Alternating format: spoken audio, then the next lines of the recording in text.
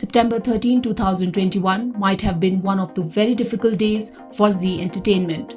Just a day before its important annual general meeting, two of its non-executive, non-independent directors, Ashok Kurian and Manish Chokhani, resigned with immediate effect. Also, two institutional investors, Invesco Developing Markets Fund and OFI Global China Fund LLC, called an extraordinary general meeting of shareholders. Why?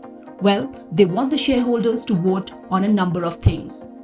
Appointment of 6 new independent directors, removal of Puneet Goenka as director, removal of Manish Chokhani as director, and removal of Ashok Kurian as director. Now let's try to get a sense of who owns what at Zee Entertainment. Invesco and OFI Global China Fund 17.88%, Puneet Goenka and family 3.99%, FPIs 57.46%, Indian mutual funds 8.1%, insurers 10%, and others 2.57%.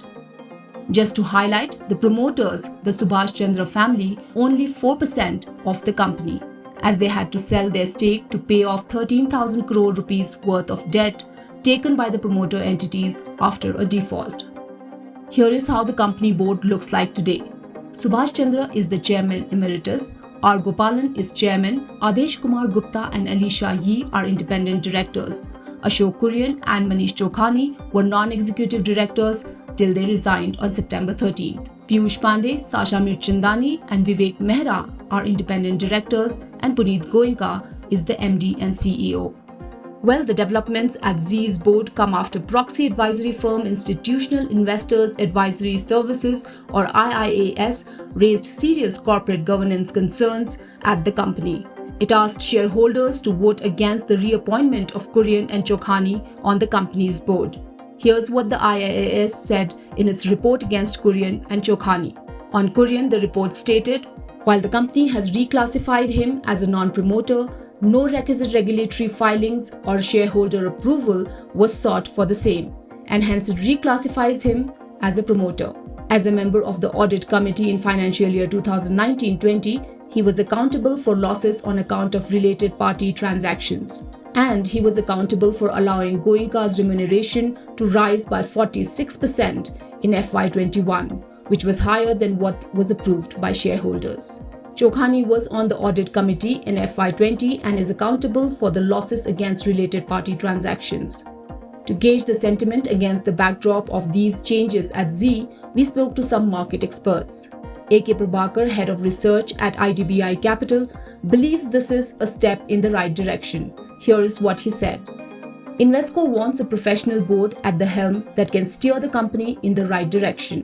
There have been issues with the leadership in the past that investors and markets have objected to. Despite a minuscule holding in the entities, the Goenkas have been calling the shots.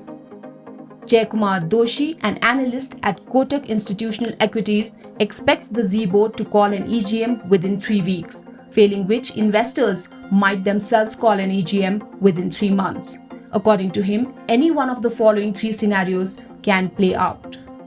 The first is a change in the board followed by a change in management. This scenario assumes the appointment of a new CEO by the new board.